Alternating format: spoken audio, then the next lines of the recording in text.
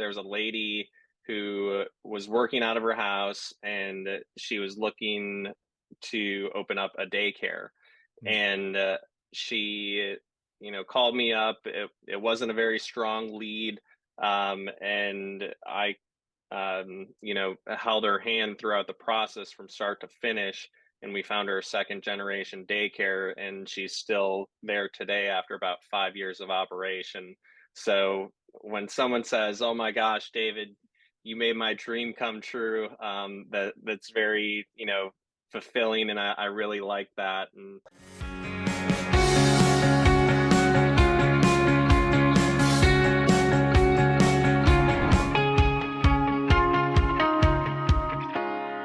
Hey, welcome listeners today. I have the distinct honor and privilege of having as a guest today a great young gun in the real estate business and the commercial business, David Hunter of Hunter Paul Commercial. He's the president and principal broker. Just recently started the firm here a few months ago, and hopefully we'll get into that as we start talking today. But David, welcome to the show. thanks, Paul. Thanks for having me on here. I'm excited to be here. Yeah, absolutely, man. So we were just talking. We just came off before we started the record button the Masters, which was a fun, kind of a thrilling experience. A lot of rain, a lot of bad weather, and then on the other side, it's a beautiful day. And what a finish, right? I think you're pretty avid golfer, right? Yes, very avid golfer, digit handicap. And it was a lot of variables happening at the Masters. So it was a great finish to see John Ram win. He's a great guy, so it was great to watch that this weekend. Yeah, it was pretty amazing. I mean, talking about struggle victory, right? I mean, it was just an amazing conditions and come out the other side. And a lot of lessons in there, I think, for all of us in the entrepreneurial community, right? Where things don't always, the sun's not always shining on us. We still have to go perform anyway, right? Absolutely. Business is non-linear, and so is golf. So lots of life lessons for sure in both aspects. Non-linear, I like that. I haven't heard that before as a description, but it certainly is in a straight line. So tell us a little bit how. So you're in the commercial real estate world. Talk about how you got into that space, and what interests you about that. So a few different things, and how I got into commercial real estate. That there's a lot of factors, but I graduated from Old Dominion University a few years back, and I graduated with business management and business analytics. I minored in, and from there, I had a lot of interviews, and we had I got a couple offers on the table, but people didn't want to pay me what I thought my value was. So I have a lot of friends and family in real estate, residential and commercial. So the job kind of found me, and I went back and got my education and got certified, and there I was, and I've been in it for 5 years, and decided to go off on my own. Okay, no, that's great. So you come from, you're surrounded by real estate, family, friends. It sounds like kind of in your DNA. Kind of cool that you said, yeah, nobody wanted to pay you what you felt like you were worth. And I laugh because I think that's kind of the entrepreneurial mantra, right? It's like I'm kind of unemployable. I've been unemployable for a long time. I'm one of those types. But tell me, as a young guy coming out of school, now 5 years into this industry, starting your own business is super cool to me. I love it. Tell us why, what was involved in the motivation and then the, sort of the process. You just one day you just show up and say, okay, I'm going to do this. And you hung your shingle, or what's this all about?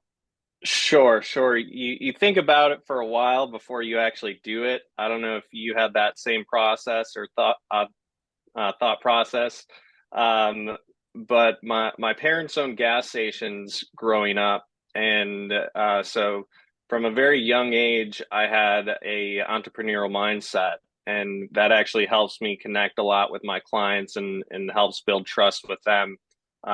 So I've always kind of had that DNA built into me at a very young age, and then going to Old Dominion. I took a entrepreneurship class as well, which kind of walked you through a lot of the processes as well. Shout out to Karen Eagle at Old Dominion University. She's a great teacher. So I always kind of had those in my back pocket. And then with COVID, there's a lot of thought on restructuring on what we're doing and how we're doing things. So I'm a lifelong learner, and I consider myself a lifelong learner. So I kind of one day woke up and looked in the mirror and said, "Hey, I have a lot of these tools to go out and do it on my own." So I finally, just I guess you could say woke up and said, "Hey, let's do this." I feel like because I'm younger, I have that aggressive mentality where I have that option to do it, and I think looking back 10 years from now, I would have a lot of regrets if I didn't decide to venture off on my own. Mm, yeah, yeah, no, I totally get that. I mean, my wife and I started our first business before we were married in college. And so I think when you're young and you have that desire and ability, you have as you said, it's a nonlinear process. And so the falls aren't as painful when you don't really have a lot to lose, right? Sure, sure, Uh, absolutely. yeah, yeah, but the other side of that is the runway is so awesome in terms of the upside because the lessons that you learn um, living that entrepreneurial world, you get smarter and wiser every day, and you do things better and better, right? If you're, like you said, a lifelong learner.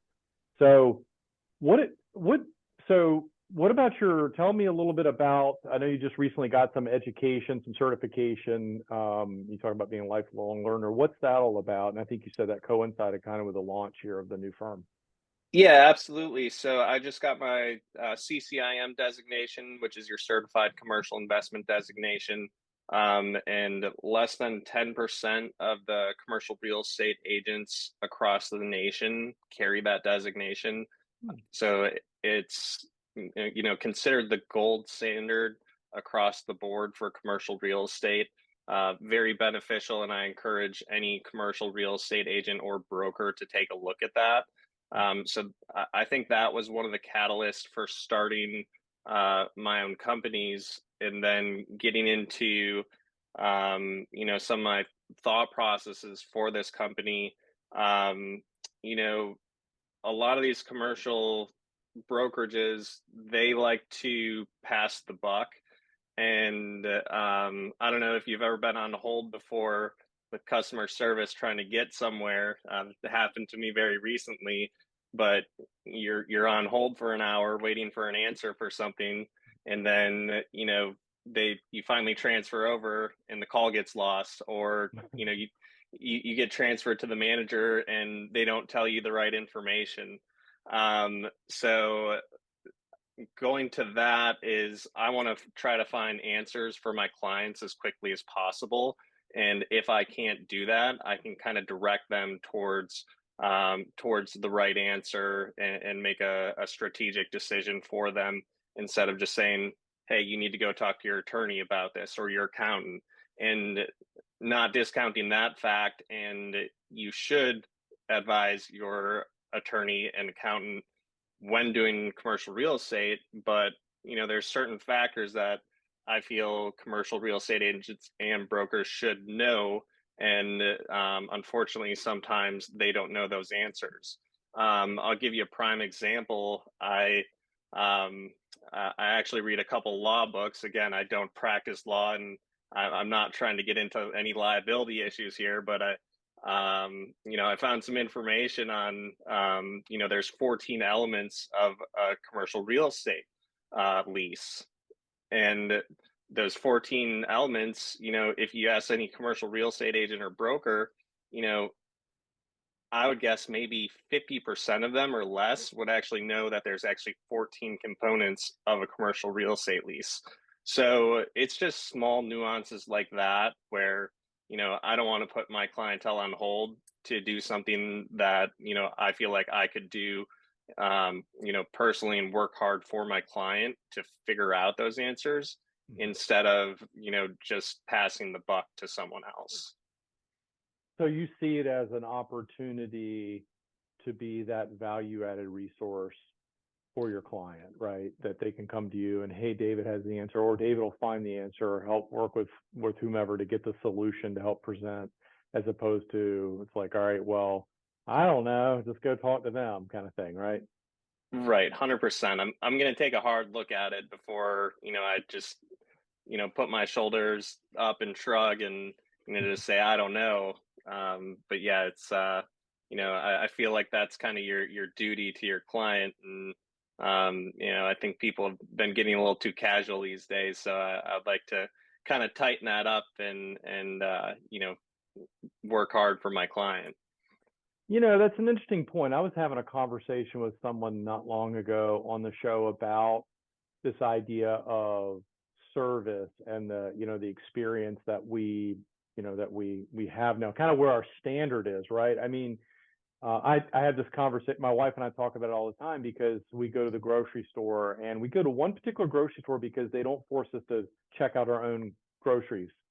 And I remember when the restaurants started moving to these kiosks where they're self-serve, and I'm thinking, okay, and don't get me wrong, people are people, everyone has their purpose, but I'm taking away some teenager's job, right, at $10 an hour or whatever they would make today, you know to serve or to like check out the groceries, so I can do it myself, and my time is a lot more valuable than that, right? And it's like this experience that we have of in travel and the airline experiences today. I mean, everyone today who flies expects a terrible experience, right? It's not like I think it's going to go great and there's a chance it could go wrong. It's going to be like it's more like I know it's going to be terrible. There's a chance it could go well. Right, exactly. So that's where I'm coming in and trying to create some value add for my clients. And,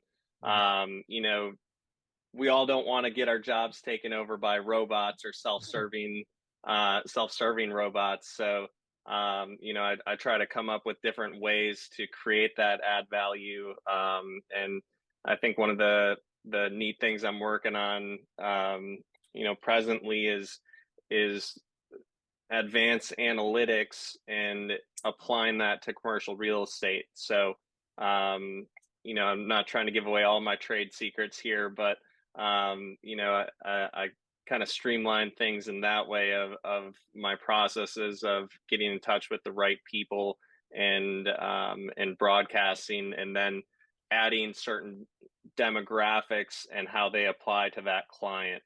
Um, I'll give you a great example. I was working with a developer a few years back, and if you're familiar with demographics, there's typically a 1-3-5 mile radius that a lot of commercial real estate brokers bring out.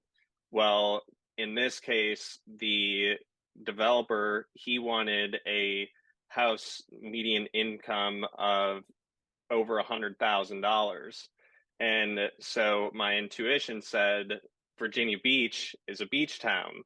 So the higher income households are on the outer perimeter of Virginia Beach, or the south side of the Hampton Roads. So what I did with my analytics is I cut out a third of that circle, which was the inner city of Virginia Beach. And once you cut out that top third of that circle, the median income went over $100,000. So just kind of outside the box thinking like that is a pretty good prime example, again, without giving away all my trade secrets of a good add value using demographics and analytics.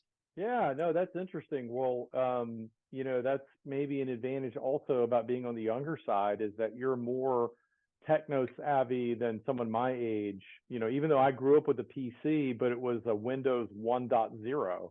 So, we didn't have my phone when I got one had you flip the thing.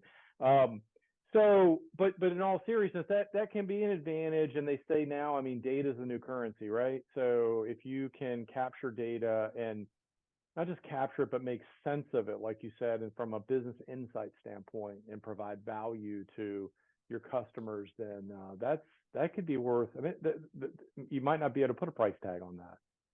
Right, absolutely. Definitely some intrinsic value there for sure. Yeah, yeah.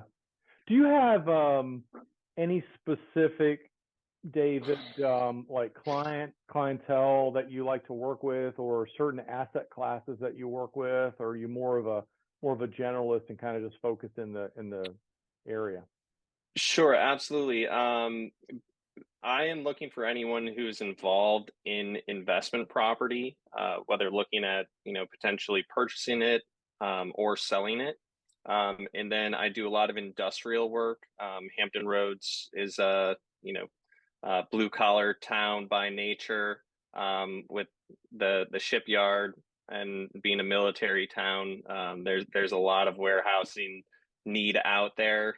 And then I do also do retail property, um, and that's you know representing landlords, tenants, buyers, and sellers. So I've done it all, but Hmm. that's kind of the main area that I focus in on. Okay, okay, very good. Yeah, we're definitely an industrial blue collar area for sure. So, what are can you think of maybe what's one of the most interesting one or two projects that you've been involved with on the commercial side? Um, that's a great question. There's a couple that come to mind, and I'm not sure if I can disclose them because of confidentiality reasons.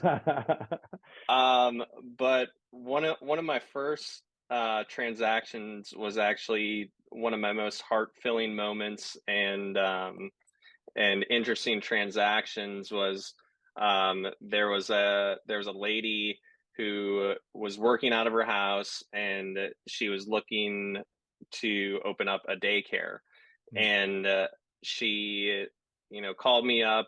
It wasn't a very strong lead, and I held her hand throughout the process from start to finish. And we found her a second generation daycare, and she's still there today after about 5 years of operation. So when someone says, "Oh my gosh, David, you made my dream come true," that's very, fulfilling, and I really like that. And so it doesn't matter if my client is a Fortune 500 or Fortune 100 company, or just the small mom and pop shops. I do it all, and it's great to work with smaller groups as well. So that's really cool. So a lot of our listeners are business owners and entrepreneurs, and they, as I said, they're in real estate as well. And one of the first areas they like to look at is, the real estate where they're operating their business from, from an owner occupant standpoint. So you have someone who's maybe he's got a successful like home services business like HVAC or whatnot, and he's got a local presence, right, and employees and trucks and things like that, and growing. How do you take someone like that and like at the starting point and say, hey, this person is considering, this idea of maybe buying a space or building a space or whatnot. What process do you walk them through in terms of thought process to kind of to help them determine, hey, does this make sense? Is something you should be considering, or maybe you've got a good situation right now. Maybe you should just continue leasing what you have. Right. So a few things on that perspective is, what I'll do is I'll kind of take an assessment of their current situation and their portfolio, and then I'll kind of see where the current market is at as well. And then the last thing I do is I'll look at a, a option to purchase something versus the trade-off of leasing something. And based on what their sales performances within their current business, it might make more sense for them to lease or purchase. So I'll use a various amount of discount factors within their operation to show them, hey, I'm leaning this way. because of X, Y, and Z, and instead of going the other direction of leasing.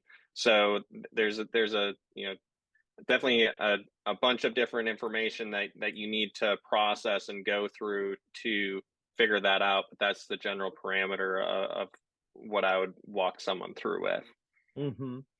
And so, what's a timeline taking the same scenario? This is a person that maybe, they're obviously leasing a space now and they're going to have a lease expiration at some point. I mean, when should they be thinking about this? Like 3 months before the lease runs out, or is there a longer runway here? Or what do you typically ideally like to see? Right, right. So yeah, about anywhere from 3 to 12 months is the right time to start, processing that. Sometimes people are on a shorter timeline than that or a longer timeline than that. So, but I'd probably say about 3 to 12 months is the sweet spot. You typically have to give your landlord notification that you're actually moving out. Some leases have an automatic renewal in them. So you might be tied into a lease and you might not even know it. So you might Mm, not even be able to purchase something, or you're going to have to walk through some more hoops before you can, go after that purchase. So that's probably the sweet spot, but I have seen people take longer time than that, especially if they're looking to build something mm. or if the market's a little bit more constrained. Do you see many of these type of clients looking for sort of, you're doing your analysis now, your lease versus purchase, and you think purchase is the way to go, but buying maybe a little beyond their current needs to either maybe lease back some of that space to someone else, or so in the future they can grow into it. Does that happen often? Yeah, occasionally. Mhm. And when that happens, it's usually like, oh, well, see if you can, we'll see if we can negotiate their lease and say, hey, you're not ready to purchase now, but let's try to renegotiate your lease where if your lease is expiring in that time frame that we just talked about, you know, instead of locking into a 5 year lease, let's do 1 or 2 years and then have an option to lease for an additional 5 years. So that way they're covered on both bases. If, they're ready to purchase in 2 years, great, they can get out of their lease and roll into, their own ownership. Or, something, might change overnight where it might just make more sense for them to continue to lease. So, then they have that option of, hey, I've been a good tenant for the last 8 years or so, let's lock into another 5 year lease. Right, right. Okay, okay. And so also from that standpoint, if you when you have a customer, a client that's looking to, whether they're looking to buy or maybe lease new space or whatnot, I mean, it's not like residential, right? Where they're going to go online to Zillow and do their own search and try to find properties. I mean, where do you find all these properties for your clients? Sure, sure. That's definitely part of the networking and getting out there into the community. And it is absolutely not like residential. But what I tell people is, you can work hard at anything and learn just about anything. And so, anyone can learn commercial real estate or residential real estate. So my analogy is, like being a mechanic, you might be able to change your oil, but, are you going to change out your entire engine? That's going to take you a lot of time and energy to just not only figure out the basics, but some of the more advanced techniques as well. So if you're leasing out a, 500 square foot office, yeah, you might be able to get away with a simple lease, but some of these deals get a little bit more technical where, some people might think, "Oh yeah, I can handle this." But then once they get a few steps in, they kind of realize that they took a wrong step there. Yeah. Well, I know that when I first got my second commercial space back in the day, the first one, it was a simple small room, basically negotiated with somebody, and we had outgrown that, and we went from, gosh, about 1,000 feet to, I think it was Class A, like 15,000 feet. It was a lot. It was a lot. but I did not realize that, and we engaged a commercial realtor at that point who, I learned so much from, because I didn't know you could negotiate on a lease, like a lot of the build out and things like that and different terms. And it was a huge education for me. And at that point in my life, I thought I knew everything. And now the older I get, the more I realize how little I knew. Right, right. And that's the thing that I try to do too is, I'm not a know-it-all. I try to work hard and learn things every day, but at the end of the day, that you need to rely on your resources and your network to figure out when and where you need that help. And yeah, you hit the nail right on the head. Is sometimes you think you know everything, you turn the page, and it's like a whole new world opens up. So well said. Yeah, yeah, it was well lived, I tell you. So quite the experience, but from the beginning and all the way to the end. So it was yeah. Well, David, we're wrapping up, man. Time flies fast. This has been a lot of fun. So tell us how we can get in contact with you if we need a rock star commercial broker here in the Hampton Roads, Virginia area, and we're Yeah, buying or we're selling or whatnot. absolutely. My number is 757-720-4800, and my email is david@hunterpaulco.com. HunterPaulCO.com. All right. We're going to have that in the show notes, so you'll be covered there. Hey, any last words of wisdom or insight for potential commercial clients out there? Yeah, absolutely. You know, I think my mantra is treating people right. So I think that's not out there enough in the world. And I learned that from my parents, and they were very successful entrepreneurs for a very long time. So I'm gonna I'm gonna tie that in, with anyone out there is, just treat people right. Like there's so much information, disinformation out there, and sleights of hand where, you could people are just trying to trick you these days where it's like, well, what's the point? Like, just, point them in the right direction, or, treat them right, open the door for them. It'll come back tenfold for you in the end. So, you're not going to be able to please everyone, obviously, and, setting people's expectations. Well, I want a 10 cap and I got a $500,000 in the bank, and I want to buy a 30,000 square foot building. It's like, well, you can't walk into Walmart and buy a bicycle for $5 that retails for $200. So I do try to set people's expectations, and I don't let people walk all over me, but treat them right at the end of the day, even though if you don't agree with them or anything like that. Just treat people right and help people. That's what I try to do. Well, that's great wisdom. I can't add to that. You're going to be hugely successful, and that just compounds over time, no doubt. So, hey, David, it's been great having you on, man. I'm glad we could get this worked out and the technical pieces worked out. Yes, absolutely. Thanks for having me on, Paul. I really appreciate it. You bet.